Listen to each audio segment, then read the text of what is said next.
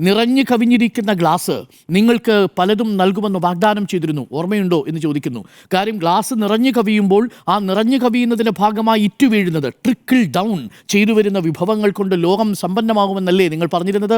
പക്ഷേ അത്ഭുതകരമെന്ന് പറയട്ടെ, നിങ്ങൾക്ക് ഒന്നും ലഭ്യമാവുന്നില്ലെന്ന് മാത്രമല്ല, നിങ്ങളുടെ ഗ്ലാസ് വലുതായിക്കൊണ്ടേയിരിക്കുകയാണ് എന്നാണ് മുതലാളിമാരുടെ ലാഭത്തെക്കുറിച്ച് ഈ ഫ്രാൻസിസ് മാർപ്പാപ്പ പറയുന്നത്. ഒന്ന് ആലോചിച്ച് നോക്കൂ, അമേരിക്കയെ പോലെ ഒരു രാജ്യം യൂറോപ്പിനെ പിടിച്ചു നിർത്തുന്ന ഒരു സാമ്പത്തിക സിദ്ധാന്തമല്ലേ മുതലാളിത്തം.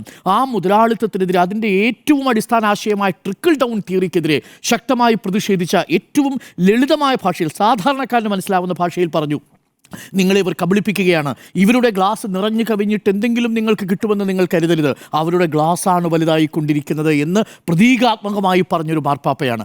ആ മാർപ്പാപ്പയാണ് നമുക്ക് നഷ്ടപ്പെടുന്നത് എന്നുള്ളതാണ് ഏറെ സങ്കടകരമായ കാര്യം. അതും ട്രംപിൻ്റെ കാലത്ത് ലോകത്തെ വിദ്വേഷത്തിൻ്റെ രണ്ട് ചേരികളിലാക്കി തിരിക്കുമ്പോൾ അദ്ദേഹം ഗാസയിലെ മനുഷ്യരെ നോക്കി പറയുന്നു, അവർ നമ്മുടെ മക്കളാണ്, അവരെ നിങ്ങൾ വേദനിപ്പിക്കരുത് എന്ന് പറയുന്നു. അവസാനത്തെ ഈസ്റ്റർ ആശംസയിലും ഈ സെൻറ്റ് പീറ്റേഴ്സ് ചത്തുരത്തിൽ വന്ന് ഇസ്രായേൽ അവരോട് നടത്തുന്ന ക്രൂരമായിട്ടുള്ള ആക്രമണം അവസാനിപ്പിക്കണമെന്ന് പറയുന്നത് ഈ ഫ്രാൻസിസ് മാർപ്പാപ്പയാണ്.